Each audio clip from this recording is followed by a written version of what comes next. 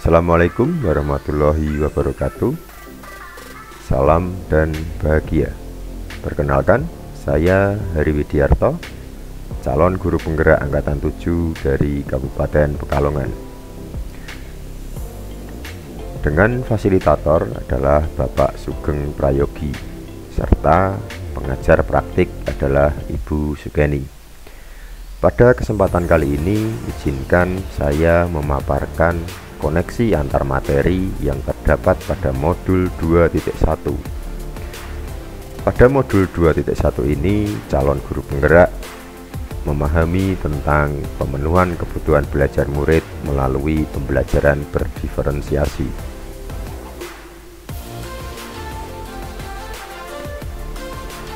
Tujuan pembelajaran khusus pada modul 2.1 ini adalah calon guru penggerak dapat membuat sintesa pemahaman dengan mengkoneksikan semua materi yang telah dipelajari sebelumnya, serta menjelaskan pemahaman tentang pembelajaran berdiferensiasi dan bagaimana cara mengimplementasikannya.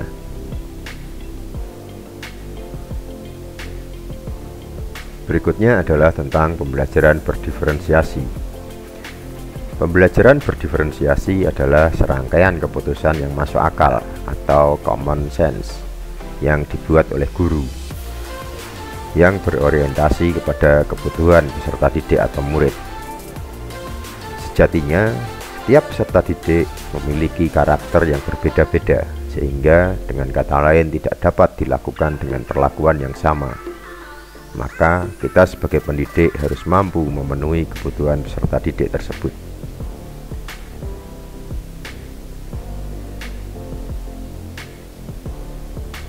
Berikutnya adalah karakteristik tentang pembelajaran berdiferensiasi. Karakteristik dari pembelajaran berdiferensiasi antara lain adalah yang pertama, lingkungan belajar yang mampu mengundang peserta didik untuk belajar. Yang kedua, kurikulum yang memiliki tujuan yang jelas. Yang ketiga, terdapatnya penilaian yang berkelanjutan. Yang keempat adalah guru mampu merespon semua kebutuhan peserta didik. Yang kelima, manajemen kelas yang efektif. Yang keenam adalah merencanakan pembelajaran berdiferensiasi sekreatif mungkin. Dari pembelajaran berdiferensiasi, saya akan memberikan salah satu contoh bagaimanakah penerapan pembelajaran berdiferensiasi.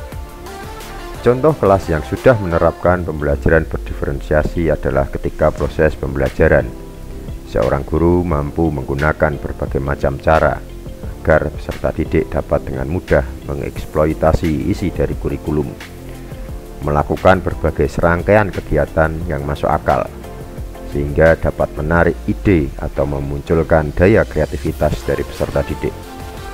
Serta dalam pembelajaran berdiferensiasi, guru memberikan kebebasan kepada peserta didik untuk mendemonstrasikan apa yang sudah mereka pelajari. Sedangkan contoh kelas yang belum menerapkan pembelajaran berdiferensiasi adalah guru selalu memaksakan kehendaknya sendiri dalam proses pembelajaran. Guru tidak ingin mengetahui minat serta keinginan dari peserta didiknya. Kebutuhan belajar peserta didik tidak semuanya terpenuhi karena guru tersebut hanya menggunakan satu cara yang dianggap sudah benar menurutnya. Guru tidak memberikan beragam kegiatan dan beragam pilihan. Lalu, bagaimanakah pembelajaran berdiferensiasi tersebut dapat diterapkan di kelas? Untuk dapat menerapkan pembelajaran berdiferensiasi di kelas, tentu saja harus ada tahapan yang perlu dilakukan oleh seorang guru.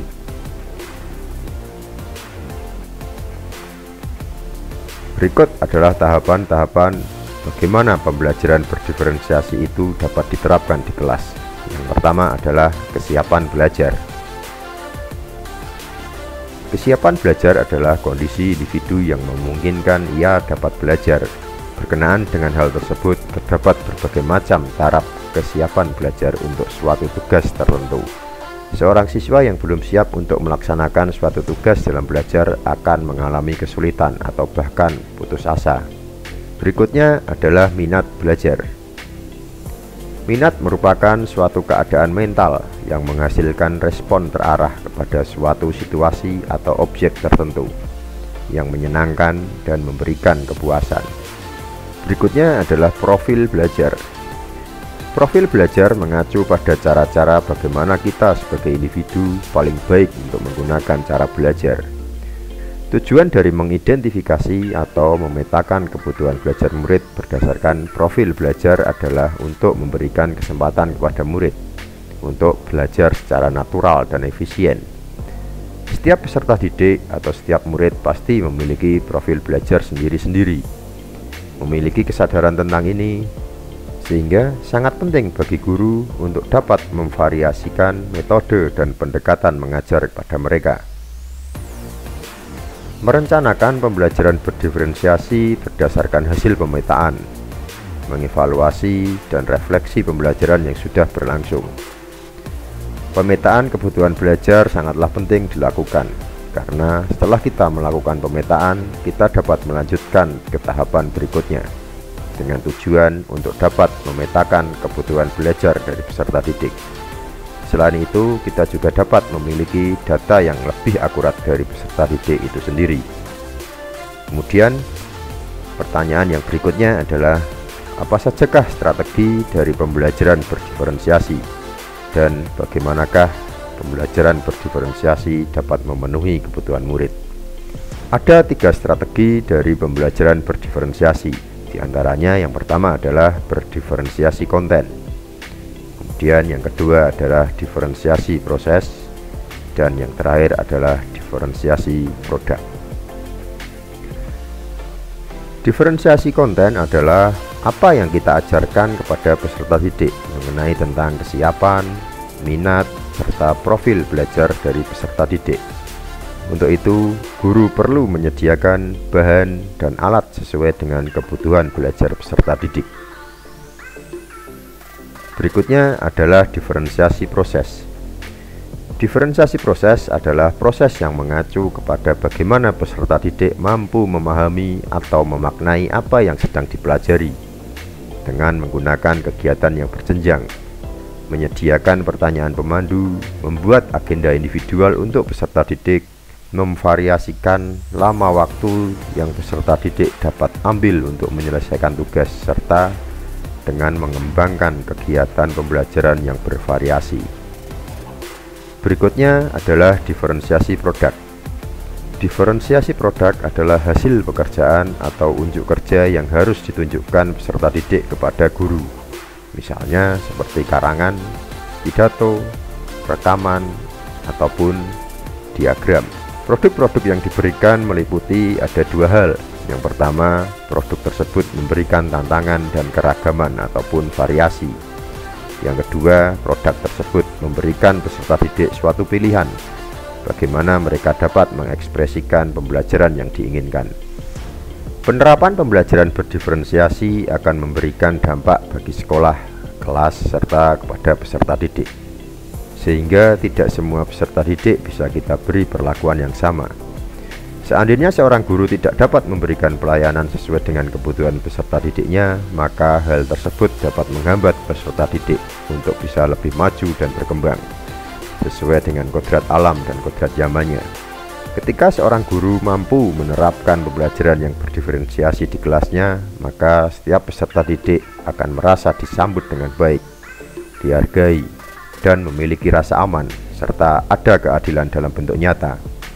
Guru dan peserta didik dapat berkolaborasi dengan baik. Kebutuhan belajar peserta didik terpenuhi dengan baik, sehingga diharapkan akan tercapainya hasil belajar yang optimal. Salah satu dari pembelajaran berdiferensiasi adalah mendesain pengalaman belajar yang bermakna, menantang, dan relevan melalui produk, yaitu kesempatan untuk mendemonstrasikan pemahaman dari peserta didik. Kemudian yang kedua adalah proses. Proses adalah ragam atau tahap ataupun jalur bagaimana cara belajar dari peserta didik tersebut. Berikutnya adalah konten. Konten berisikan tentang pengetahuan dan keterampilan. Kemudian bagaimanakah kaitannya antara modul materi dari modul 2.1 ini dengan modul lain dalam program Guru Penggerak. Pada modul sebelumnya, yaitu modul 1, mempelajari tentang filosofi Ki Hajar Dewantara, bahwa menurut filosofi Ki Hajar Dewantara, pembelajaran harus memperhatikan kodrat alam dan kodrat zaman anak. Seorang guru harus berhamba kepada peserta didik. Proses pembelajaran di kelas harus berpusat kepada peserta didik, yang mana guru hanya sebagai fasilitator yang berkewajiban menyediakan kebutuhan peserta didik dalam proses belajar mengajar.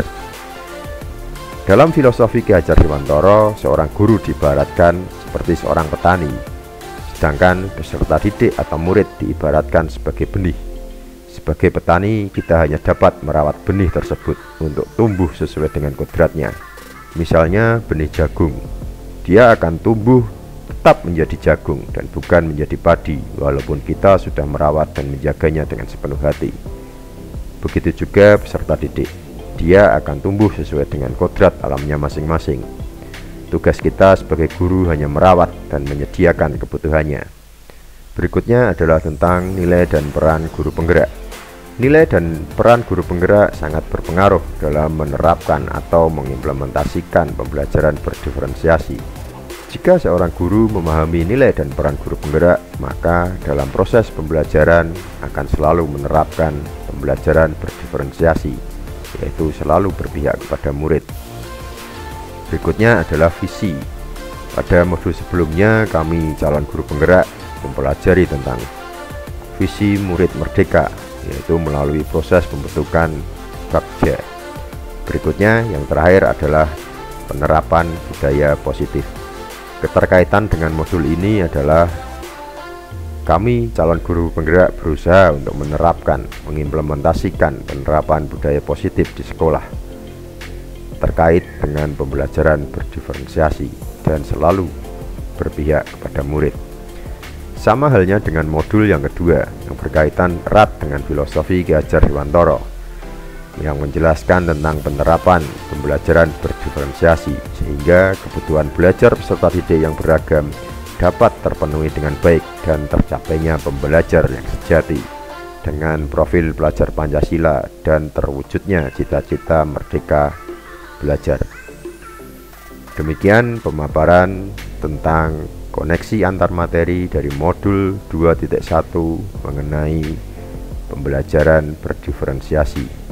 Kurang dan lebihnya kami mohon maaf. Sekian, Assalamualaikum warahmatullahi wabarakatuh. Salam dan bahagia.